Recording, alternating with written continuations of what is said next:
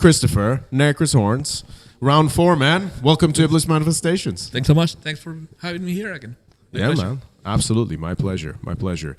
So, obviously, we were talking just prior to this about marketing and also how times have kind of changed when it comes to promoting yourself, not just as a band, but also as a festival, as a label, especially, you know, because I think a lot of people are kind of stuck to the ways of the old, which, by the way, as a sort of traditionalist, somewhat of an elitist, I very much appreciate that in the context of metal.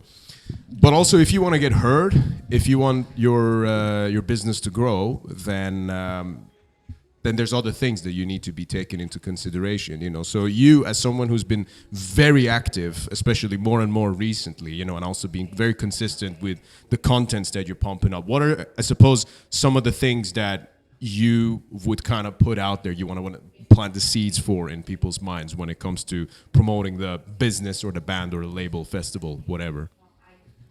Yeah, I mean, in all this time that I've been working, I also apply a lot of psychology behind my work, not only behind my art, but also the way that I set up things for the exposure and how to grow. I mean, as you say, I appreciate the old ways. Mm-hmm. I value them. Those are the pioneer ways to start it. I mean, how everything started literally, but not because you were doing something 20 years ago doesn't mean you can do it forever. It comes to the point that actually times change, times evolve, markets change. You have to adapt yourself. If you don't adapt yourself, what is going to happen is you're going to be in constant decline because other people are adapting to the market. And then it's not that you're having a bad product. You're having a bad marketing. And I always say, like, I mean, there is no bad market, there is bad marketing. And what happened then is when you have a festival literally every weekend, and even many festivals at the same weekend, you have to do something to show up like what you are doing.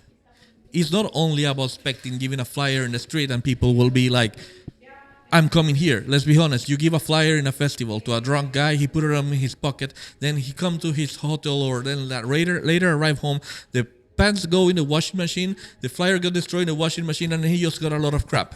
Sure. I mean, it's nice to have it as a souvenir sometimes, talking of appreciation, showing the old ways, but it doesn't mean that it will always work. And honestly, when you have social media nowadays, that with one post you can go viral and you can get so much exposure. Honestly, with one post, let's say you reach 200,000 people, in the moment that they are calm at home or whatever that they are doing and they're paying attention to this, you're going to get way more exposure with one post that actually how many flyers you have. I mean, you have to give 200,000 flyers. That's a very good point. And another thing is that, okay, so if you see a flyer, which, by the way, again, I still think bands should do that. Like, literally just yesterday, this guy from the US was asking me about how, like, you know, they're in an up-and-coming band, and he's like asking me, well, how do I promote this? And I actually still said to him that, like, doing flyers can be a very beneficial thing in the right context, you know. And but what's interesting is you're very right about that, because think of it like this: if you have a flyer, okay, you're gonna have like the name of the band or whatever.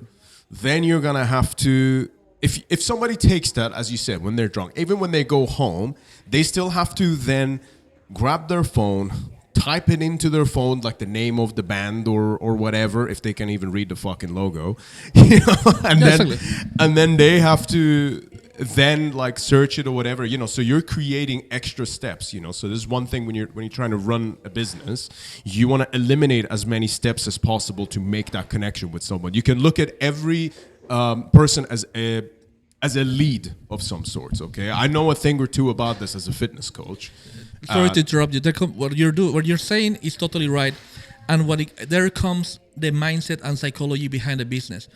Hard work doesn't mean good outcome. High leverage means good outcome. You have to change the mindset. Working hard. It's like, for example, you are a lot of into gym, right? You work out a lot. It's the same thing. That doesn't mean like if you go to the gym like you work without stop. Like you just take the dumbbells and use like let's do 20 kilos dumbbell and let's do really fast repetitions, very fast, and I'm done. That was like hard, intense workout in that moment. Did that bring you a good outcome? Did you just probably worn out your body? You didn't really get the benefits of it. But if you create a structure, work out longer period of time, do the pulse that you need to do for your body recover as well, and you go with the max power to something, you're gonna get a max how it's called benefit. And that's what I mean about leverage. It doesn't mean about working less, it's about working smart. Know where you put your energy, focus on that, and straight. Go directly to that. Spot on. That's actually a very good point. And this is a conversation I actually tend to have, not just slightly outside of the music conversation, but I think the same principle applies. I have this conversation with various different prospects, or just people in the gym in general. Because you can be going to the gym for 5 years straight. But what you're doing in there is going to make a huge difference, and how you're doing it, okay? And just because you've been doing something a long time doesn't mean you're going to be good at it either. Exactly. Okay? Because the technique, the method, all of these things are relevant. And so precisely, I fully agree with your point there. So the point I was trying to make is that, if obviously it's a flyer, you have all those steps and hoops to go through. Yep. If it's a social media post, you look at it and it's like, oh, this is cool. I never knew this band. You just click follow. But even if you kind of forget about it straight away, that will then pop back up in your feed. And then it's like, oh, okay, this is that other band that I saw. And then it keeps showing up. And you also obviously need to stay active on there as well, which is another thing we can talk about in a moment. But you're eliminating steps and you're making connections easier and more efficiently, which, look, as someone who is totally passionate and engrossed in metal underground and has been for most of my life at this point, I don't want to lean too much into the business element, because to me it's art. However, experience has taught me that the best way to operate, even for the art to survive, is to treat it as a business, because then you actually take it more seriously and you actually are more growth focused. This is the situation. Absolutely. I, for me, before a business person, I'm an artist. I know as well I have created my name in sort of a brand, but I'm consider myself an artist. But let's be very, very honest. No one likes to lose money. No one build a festival, no one release an album, no one put up t-shirts to have them stuck at home and they don't move out. No one wants to do that. Doesn't matter how underground you are. Honestly, if you are putting something out for the people, you want that to reach the people. When I hear you don't have to compromise integrity and passion for an outcome, you can still work in a proper way. But there are proper ways to do that, and you have to find a way to push it, keeping the integrity, because you're not going to sell yourself as a person. You're not going to go to the streets and just start doing clown things just to get more exposure. No, I'm not saying that in any moment. There are ways to do it. But it's about what I said before, work smart. Have an idea, have a strategy, have a structure. I hear so many people complaining, I'm so busy. I was like, okay, you're so busy, but where is the outcome? Doesn't matter if you're doing the same thing over 10 years. If you don't have an outcome, there's a problem. I mean, you really have to create structure in what you're doing. And it's a very complex situation, because when we talk about the marketing, it's not only about putting something in socials and expect for it to explode. There is psychology behind it. There's ways how to post. There's ways how to collaborate. There's ways to grow. There's ways to reach the right people. You don't want to put up and I'm not saying go in Instagram, go in Facebook, pay for advertising, and then wait for it to grow. No, you have to work for it, because you don't want that to reach 200,000 wrong people. You rather want 10,000 right people, because the right people is the one that is going to come to your event. You don't want the random person walking in the street that doesn't even care about this get to hear about it, because this person will not support you. This person will not buy an album. This person will not be part of the event in any moment.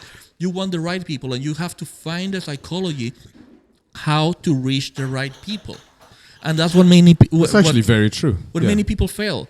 I mean, it's like you have to create, as I said, create a plan, stick to the plan, do not compromise. Many people have this problem. They start something and they compromise their goals. And then when they figure it out, they never reach their goals. I have a way of life that I said, I do not negotiate with my goals. My goals are priority. My goals stay there. I can compromise with some other things. I do sacrifices for what I do, but my goals, I cannot touch them, because then, when I compromise those goals, I compromise with myself. I compromise my life work, and when I figure it out, in 10 years, and I want to think like for the future, I'm not reaching what I wanted, and then I'm gonna look back and say like, what I did. I was busy. No, that's not an excuse. Goals then they don't excuse you. They just send you a paying bill later. Yeah. It's the same thing. What I mean, that goes not only in business, strategy, art, or anything. It goes with your life in general. If your goal, for example, is to be more healthy and stuff, you can compromise that. You know something, I'm gonna eat bad for 1 month now. It's fine. No, I mean, no. If you want to be more healthy, you have to create structure and you have to stick to the plan. Well, yeah, exactly. This is the point. Yeah, I think what you're saying is very valid. By the way, that, like, the idea of not negotiating with your goals, I very much like that. And I think that's a universal thing. I think you can be anyone. You can be someone listening to this who doesn't even like this music, okay? Which I don't think there's going to be many of that, but that is a point. That's a universal thing that you can apply all across the board. What I will say with that is that I think a lot of people have a goal and have a dream, but don't necessarily want to go the mile, or more importantly, they don't want to adapt their habits. Because ultimately, what will get you to your goal is habits. Why? Because consistently matters, okay? Consistency, rather. So if you do something one day, like, you don't get to just play one show and then because of that one shitty underground show that you played, that your band is all of a sudden this like massive cult thing. No, that's not how this fucking works, okay? There's not one single example of that. Not one, okay? And it depends how you want to get remembered as well, okay? That's a big part of it. And the thing with that is you want to adapt your habits. You know, it's like having a poster of, I don't know, Ronnie Coleman on the wall, but then going to the gym and like hardly lifting any heavy weights, and then just expecting that because you have that vision, you're already going to achieve that goal. But no, your actions, your habits have to match and align with the goal that you have. And you know what happened later? When someone reached the goal, they say, "You're so lucky." No, you're not lucky. You're a sacrifice. I hate the word luck. Sure. Because luck is actually, if you walk the street, you pick up and you find a lottery bill and then you're a millionaire. That's been lucky. But when you have built something, when you're achieving something, that's not luck. That's hard work. Those are sacrifices. Those are compromises with many things. I wish sometimes I could have some free time for some things, but I do not compromise with that. And I'm working very hard. And then someone come and tell me, like, "You're so lucky." It's like, I'm so lucky. No. While you were partying, I was working. While you were sleeping, I was working. When you were watching TV, doing nothing in Netflix, just scrolling around, I was working. So no, it was not luck. It was a lot of hard work and dedication. Yes. So I hate that term. Like, people get, and I feel the word like "you're so lucky" is a way to excuse themselves why they don't achieve what they want, instead of actually seeing what I have done wrong to actually achieve my goals. And this is the main issue that I feel many people have: lack of self-criticism. They feel like they do something and I don't want to say when you achieve something, you shouldn't be happy and proud of yourself. Absolutely, sure. You should. But you can always do better. You can always achieve more. Why you gonna get stuck just in that? Applaud yourself. Being the biggest fan of yourself, being yourself, is quite lame, honestly. Focus on doing better. You can At least that's how my mindset is. Well, the most successful people in the world rarely give themselves a pat on the back. In fact, it's a problem because you can keep achieving, and as soon as you reach a goal, it's like, okay, well, what's next? You rarely get the time. And that, by the way, can be a double-edged sword too. Yeah, I'm not necessarily saying that's a perfect thing. It can be toxic for yourself, and it's not good either. But at the same time, like, for example, I'm going to put it up like this. I got my commercial license when I was as a pilot, and I just got the license right away, and I was thinking right away, what is next? Next step. Because what happened, I'm not going to be celebrating for months. I'm a pilot, but the licenses are frozen. Now I have a license. Let's put it to use right away. What I did, right away, instructor license. Bang, I got instructor license. Then I need a plan now. I got instructor license. What is the next step? 6 months later, I was airline pilot. Yeah. I mean, okay. So this is what I mean. It's like, it's constantly growing. Not just sit down and applaud yourself. Like, honestly, sorry to be that direct, like a circus monkey. You don't want to be a circus monkey. You want to be someone that is delivering. Don't let the people that post more about, look what I'm doing, look what I'm doing, look what I'm doing, and saying like how proud I am of yourself, are those that actually are getting the less. Because they are so centered of what they have just did, that they don't focus, that in the moment that you're still celebrating for 1, 2, 3, 6 months the same thing, other people is already. And to be honest with you, I'm gonna sound a little harsh here, but like I think as a guy being so self-obsessed and just self-absorbed in your own feelings is that's a wrong fucking turn. Absolutely. Like, how about you focus on your actions instead? Yeah, exactly. Instead of saying, "Oh, today I am angry," and today I'm sad or whatever. No, how about you focus on your fucking actions? Because those emotions are fucking temporary. I wake up some days and I'm saying, it's like, oh, why the hell I'm doing this? Yeah. Honestly, sometimes I feel like, damn, I need a day off. But then I just remember why I'm here, what I'm doing, what are my responsibilities. And when it comes a point that people actually are investing on you, they want an outcome. Sure. So it's about time actually to go for it. And there comes the part as well that is kind of fun. And at the same time, it's sad.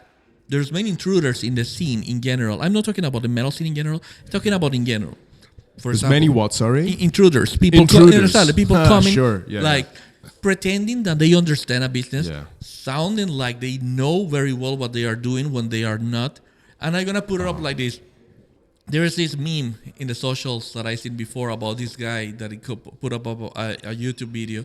And it says like, how to grow your YouTube channel to 1 million views. And he only have 5 views. Yeah. Honestly. That's true. Yeah. Do you want this guy running your media and trying to get you the exposure when he actually doesn't have an own exposure and platform? So you don't have to work with the person. Yeah, you get cream people. the most. Yeah, you get people in debt, trying to sell you fucking life coaching or. No, exactly. And you know what is the fun part? Then these people, they manage somehow because they can be very sneaky. Let's put it up like this. They go and get Trivax. Just an example.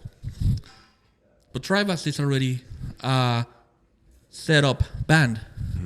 So they are not growing because they are using techniques to grow. They're growing because they already have a name. Sure. Oh, you mean like if like a manager, for example, starts working with Trivax? I don't mean I gotta put it up like this: a social media manager. Right. Okay. How a person will come and tell you, I'm gonna help you to grow when this person don't grow themselves. Yeah. Yeah, for sure. It's the case of like never trust a skinny chef. That's a good one. That's a good one. I never heard. Or never trust a personal trainer who looks like a toothpick or a barrel. Whichever. Exactly. It can go both ways. That sounds so judgmental. No. I mean, but I get your point. I'm gonna put it up like this, and this is not about self-promotion. This is about reality. Yeah. I'm doing something as a photographer that I feel no one else in the business is doing right now. At least I'm talking in a metal business, in the underground, in this kind of level. I'm not talking about high spheres. I'm not going to talk about Taylor Swift or stuff like that. I'm talking about our world. I'm the only one that is focused on creating art and promoting at the same time. My media is in constant grow. I get messages by Instagram about my percentage and my analytics. And what they say, This week, you reach 30% more than last week. I'm constantly growing. I have created myself in a name that is also a brand. Let's be honest. In the metal scene, probably there's a side of me, one or more photographer, that is also have a brand that he have like people want to wear stuff that actually have his name on it. But there are not many. I have that. I collaborate with people like Hate Couture that works with many different bands. Alex, from Exodus, good guy. Shout out. Exactly, and I collaborate. Norwegian Rat works with Venom, works with Toke, with Dark Throne, and I have my name also part of it. Yeah. So my point is, I'm not gonna come to you and hang myself off you. We're gonna collaborate and we're gonna grow together. That's what I do. For sure. Many photographers don't have that outcome. They will just come, take a photo, put the photo out, and they expect with that to grow themselves. Mm-hmm. I'm not doing that. Definitely. It's always positive to do it, but it's not that I need it because I have a name established myself.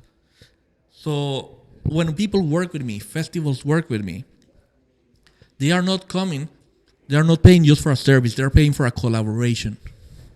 Mm-hmm. It's a very different thing. Paying for a service. Sure. I like that. Actually, you know what? Sorry to interrupt your flow there.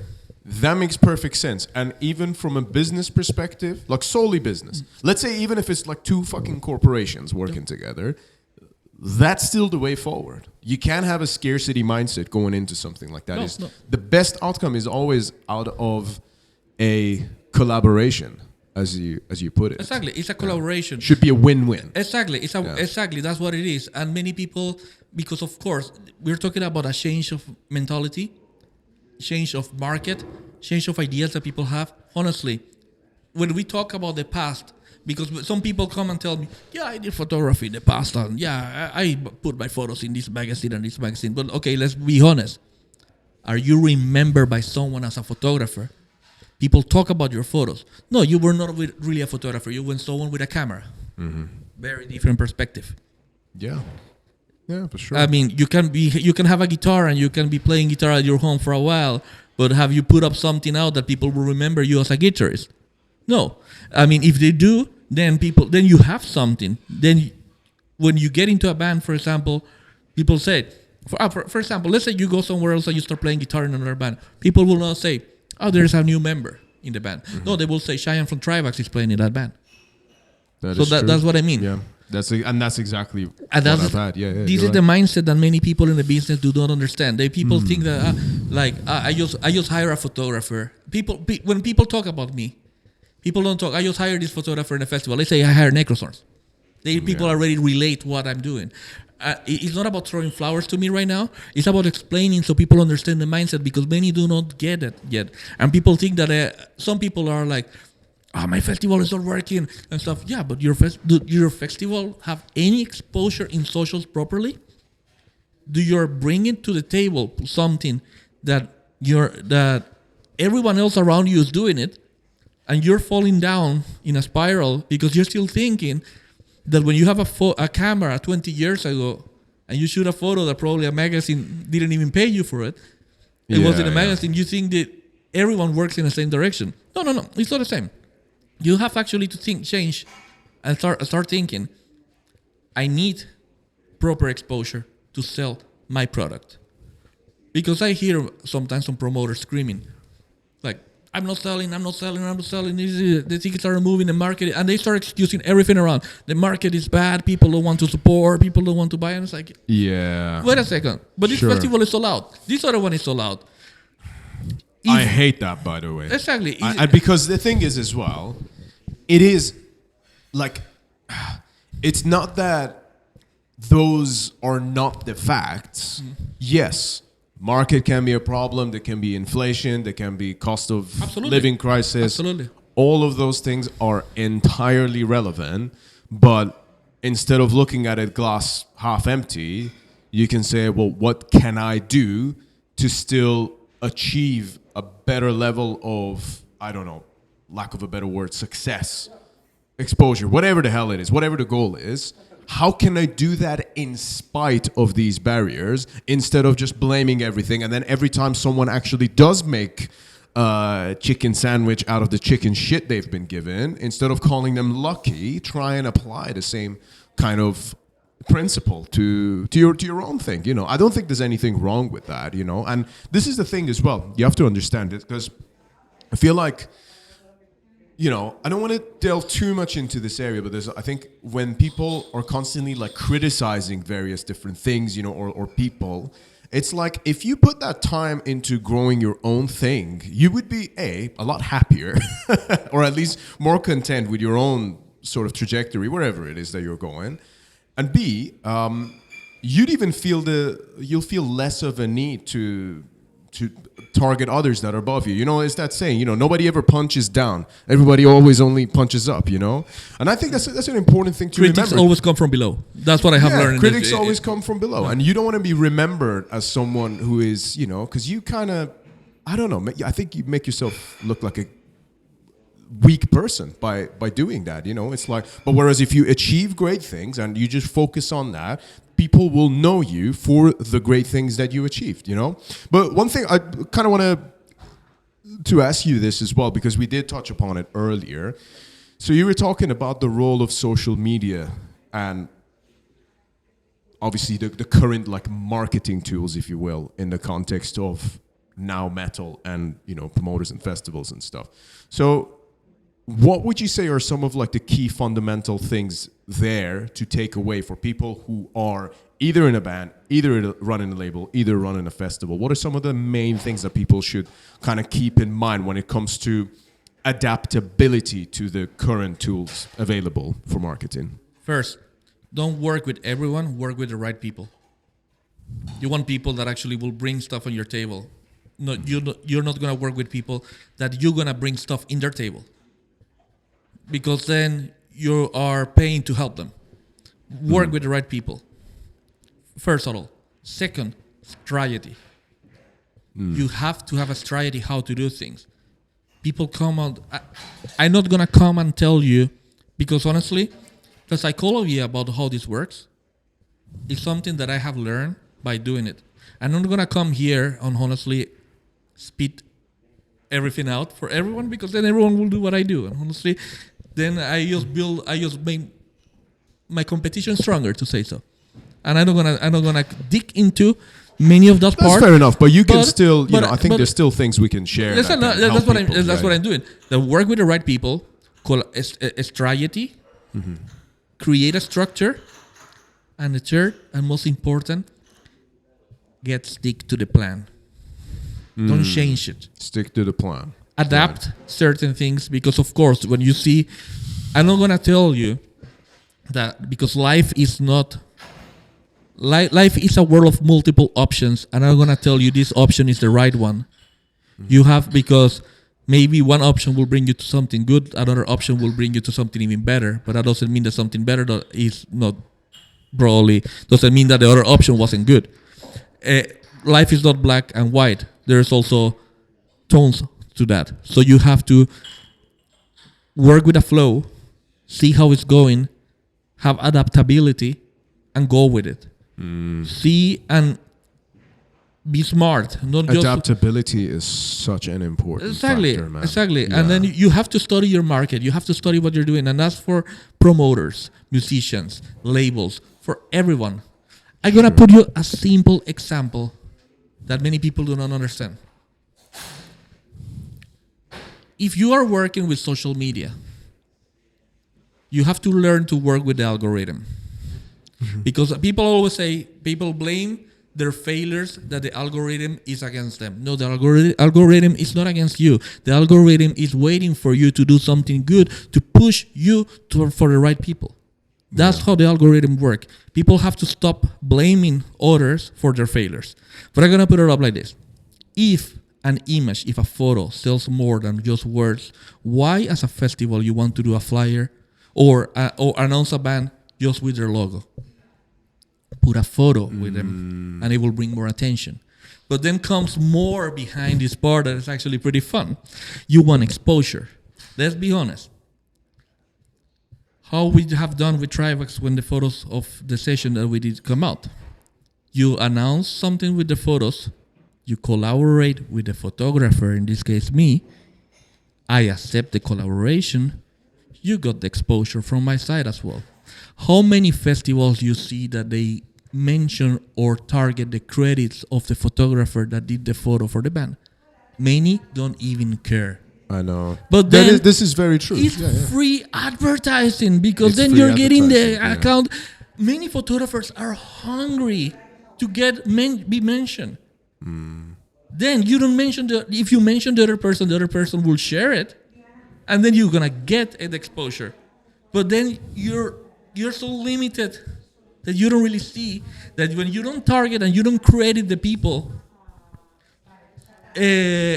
you're blurring, you're putting shadow over yourself. Absolutely, because okay, let's look at it like this, okay, and this doesn't even have to be exclusive to either of us, but by doing that, there could be, okay, let's look at it, okay, you have a photographer who maybe has, I don't know, 2,000 followers, okay, it's a very modest number of followers, but out of that 2,000, if you even just do a collaboration with that account or whatever as a festival, there will be people who will be seeing the announcement of the said band whose photo you're using. Exactly.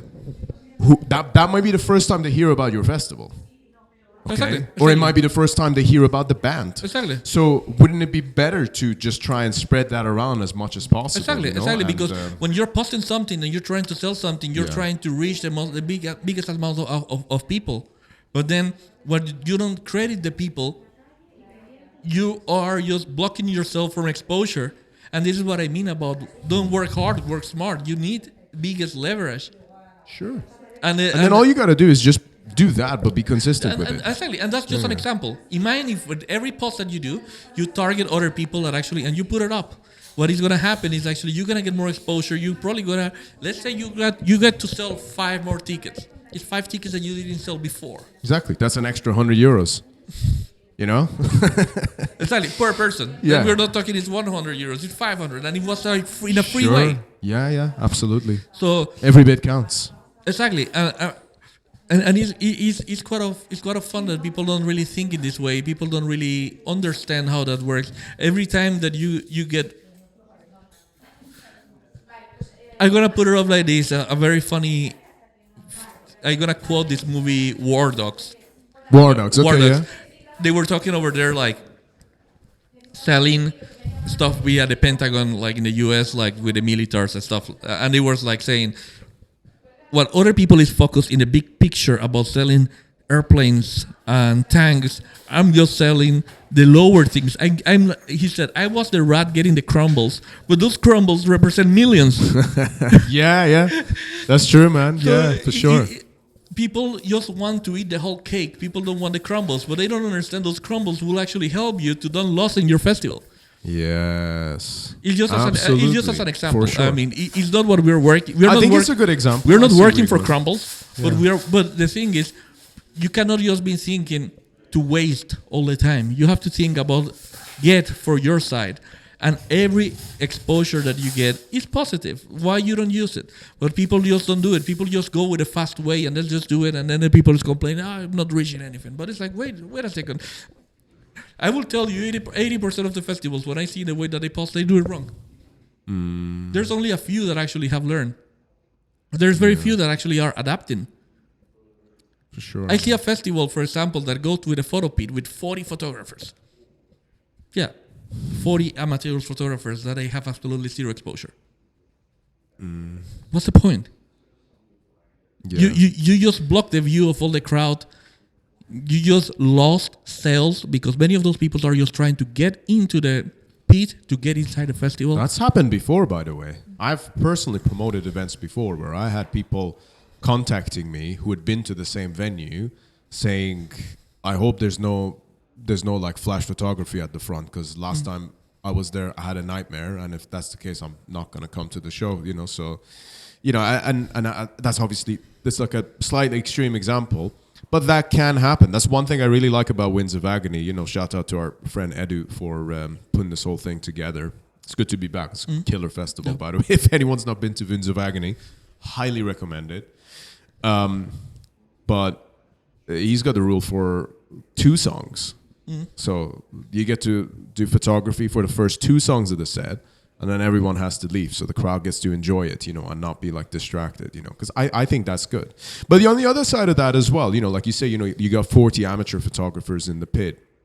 There's also a side of me where I do want to support, or at least maybe give people the opportunity to, maybe that's like their first festival that they're shooting, because you have to start somewhere, right? Yeah, exactly. And even if it's there's a amateur, place where to start.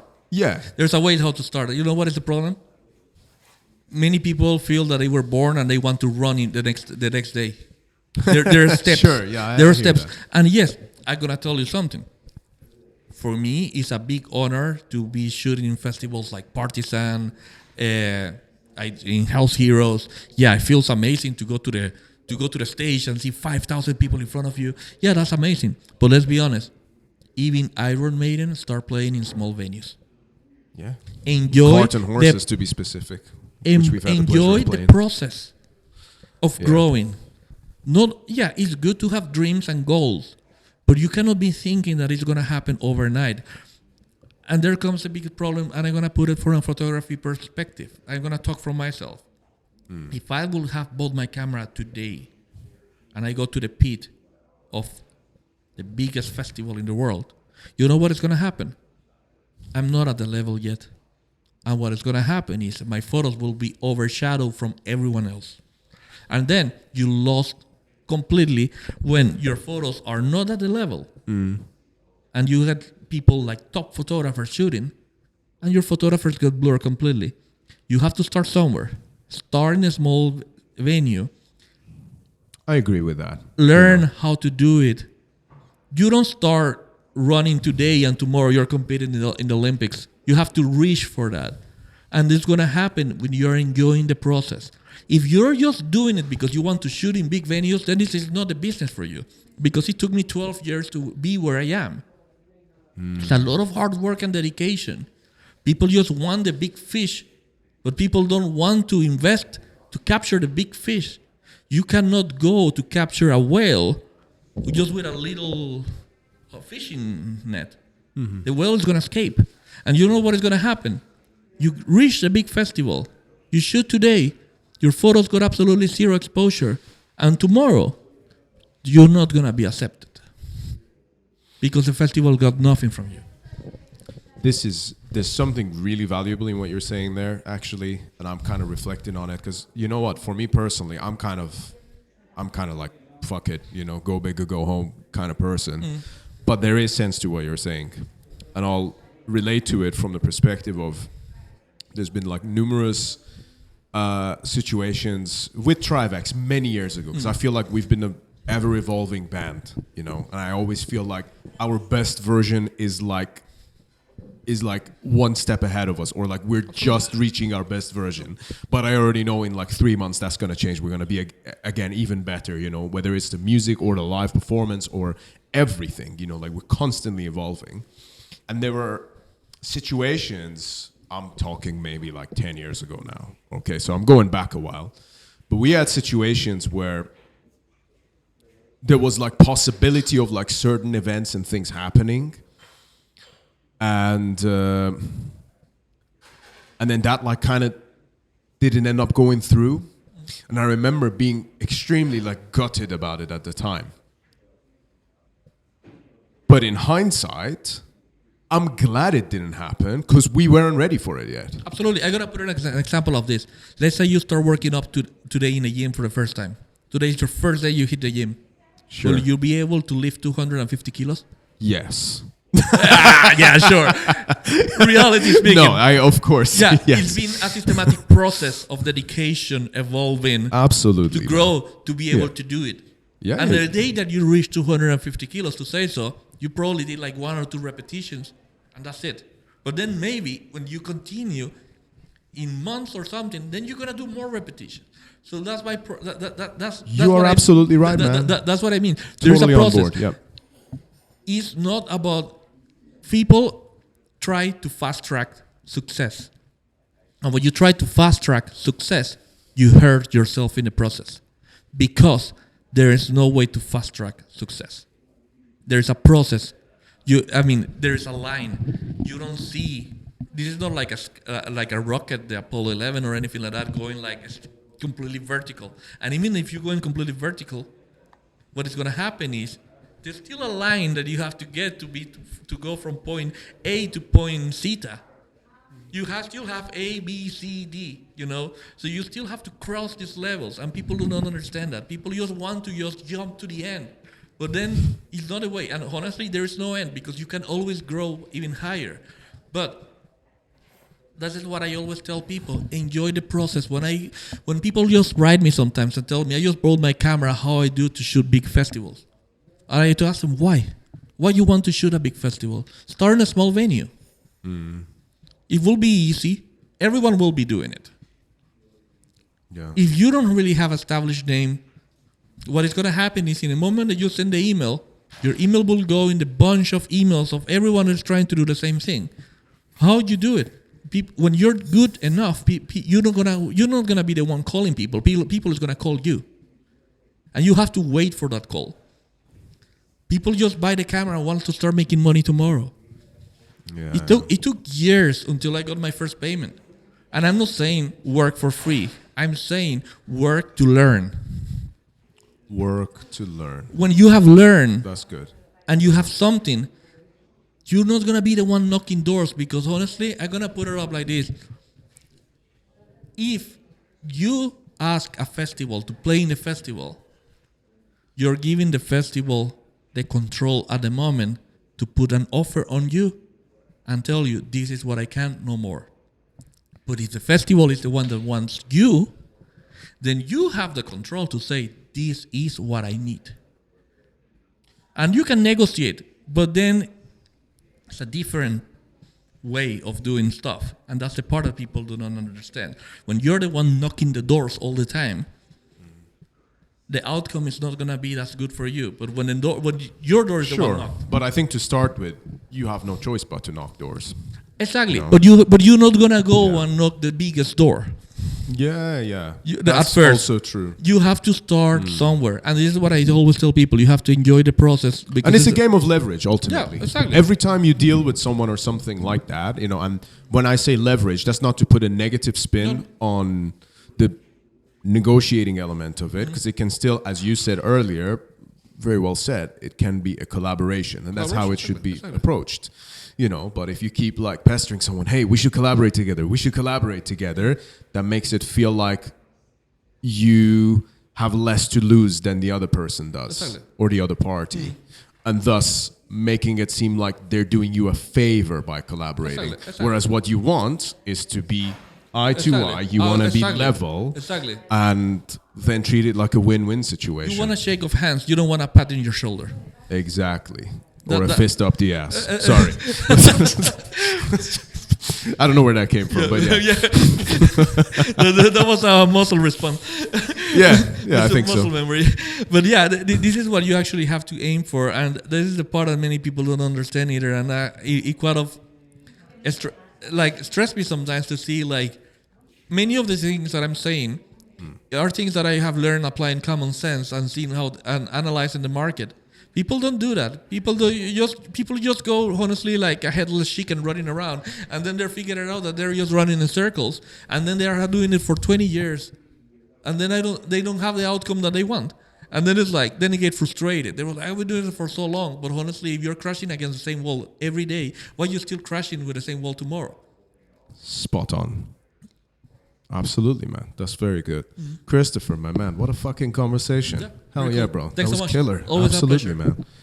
Any final words you want to share with people? I mean, I assume most people listening to this already know where to find you, but if there is anything you got coming up, you want to kind of plug it last minute, the floor is yours, man. Well, what I can say, my socials are out there. People just, what can I say? I just want to take the chance to say thanks to everyone that support what I do. I appreciate it very much. I don't give it for granted. I try to answer to every single person. When people write me, I'm not going to take weeks to answer. I have a rule. I try to answer in 1 hour to everyone. I work hard for this. I dedicate myself for this. I love what I do. And if you want to start in a business or you want to start getting something, just love what you're doing instead of thinking what you're going to get from it. That's all. Spot on. There we go. Cheers. That was awesome, man. There we go, ladies and gentlemen. You heard it here. Support the fuck out of NecrosHorns, and we'll see you on the next episode of Iblis Manifestations.